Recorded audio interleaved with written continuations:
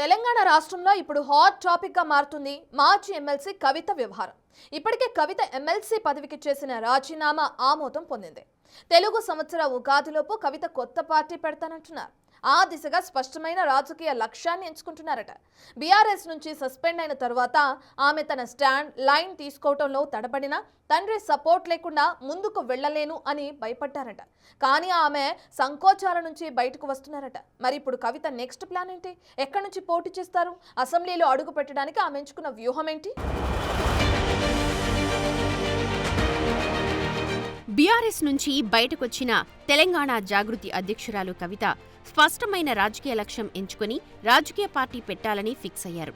ఇదంతా కేసీఆర్ అండదండలతోనే ఆమె చేస్తున్నారు అన్న ప్రచారం జరిగింది. అయితే ఆ ప్రచారానికి ఇప్పుడు విరుద్ధంగా మరో ప్రచారం మొదలవడం చర్చనీయాంశంగా మారింది. ఆమె ప్రజల్లో ఆడబిడ్డగా సానుభూతి పొందాలన్నే పార్టీ నుంచి పంపించారని ప్రచారం జోరుగా సాగుతోంది.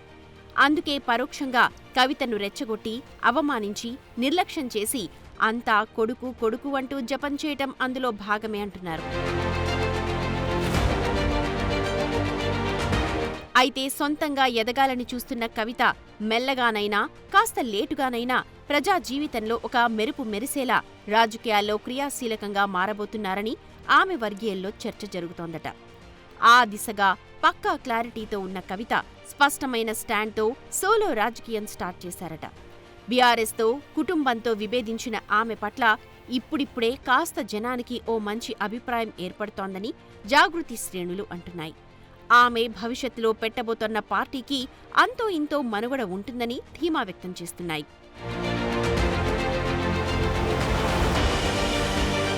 ఇక కవిత పెట్టబోయే పార్టీతో ఆమె సొంత జిల్లాలో బీఆర్ఎస్కి పెద్ద దెబ్బ తగలనుందట.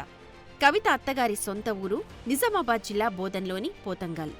ఈ జిల్లాలో జాగృతి ద్వారానే గులాబీ పార్టీ బలోపేతం కావడం, జాగృతిలో ఉన్నవారు పార్టీలో లీడర్లుగా ఎదగడం జరిగింది.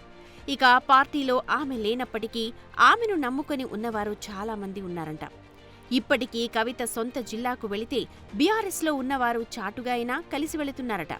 ఇక ఆమె సొంత పార్టీ పెట్టాక బహిరంగంగానే ఆమెకు మద్దతుగా రావడానికి సిద్ధంగా ఉన్నారంటున్నారు.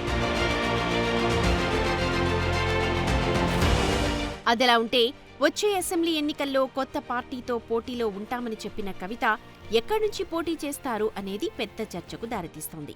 నిజామాబాద్ తన మెట్టినింటి జిల్లా కాబట్టి కవిత బోధన్ నుంచి ఎమ్మెల్యేగా పోటీ చేస్తారు అన్న ప్రచారం ఉంది.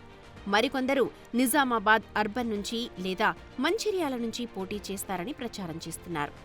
అయితే బోధన్ నుంచి ఆమె పోటీ చేసి అసెంబ్లీలో అడుగు పెడతారని రాజకీయ పార్టీలో చర్చ మొదలైంది.